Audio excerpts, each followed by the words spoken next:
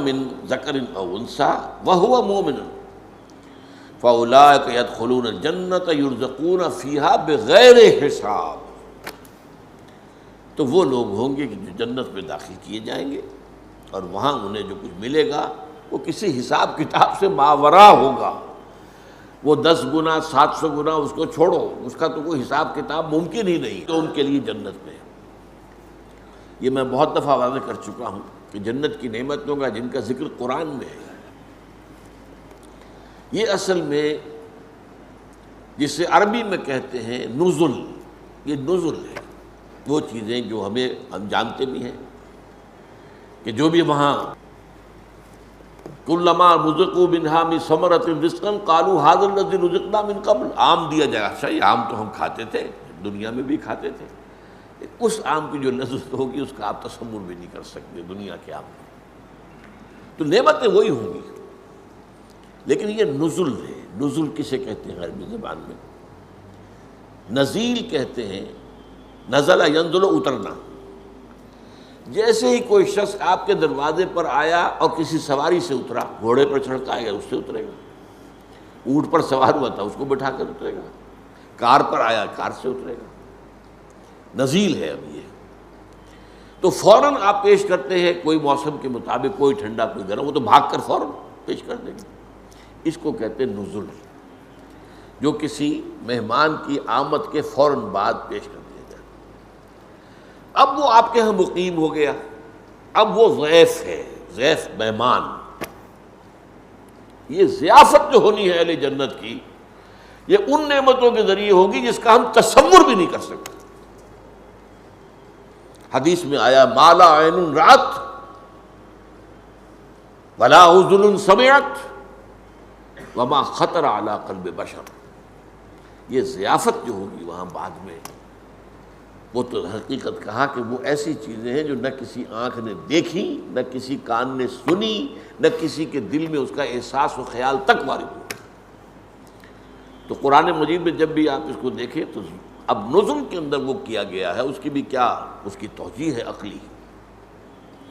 وہ ساری دنیاوی نعمتیں جن سے انسان نے اپنے آپ کو روکے رکھا، یا تو حلال اور حرام کی وجہ سے، یہ حرام ہے میں تو نہیں دے سکتا، میرا دل تو چاہتا ہے، حرام ہے، روکے رکھا اپنے آپ، یا ان نعمتوں سے اس لیے وہ لطف اندوز نہیں ہو سکا کہ وہ لگا ہوا ہے اللہ کے دین کی جد و جہد کے اندر۔ اچھا کھانا اچھا پہننا حرام نہیں ہے۔ قل من حرم زینۃ اللہ التی اخرج لعبادہ والطیبات من الرزق، اچھی کھانے کی چیزیں کس کے لیے بنائی اللہ نے؟ یہ پھل کس کے لیے؟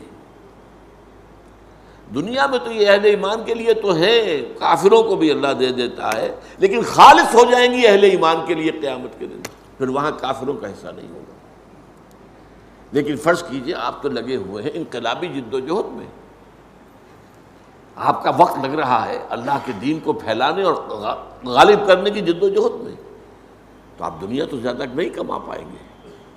جب دنیا زیادہ نہیں کما پائیں گے تو ان نعمتوں سے لطف اندوز نہیں ہو سکتے، کہاں آم خرید کر کھا سکیں گے آپ؟ وہ تو 2 وقت کی روٹی مل جائے بہت غنیمت ہے۔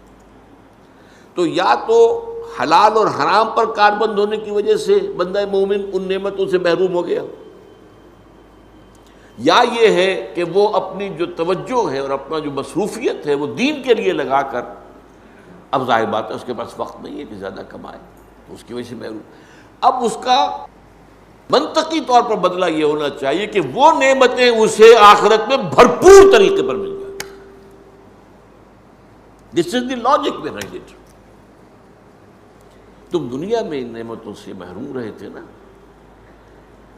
تم نے حرام کمائی نہیں کی کہ آپ اس سے استفادہ کر سکتے۔ کون نہیں چاہتا کہ جب بھی شام کو گھر آئے اپنے بچوں کے لیے پھلوں کا ٹوکرا بھر کے لائے، کون نہیں چاہتا؟ لیکن نہیں، ایک شخص حلال کی کمائی کر رہا، کیسے دے دے گا؟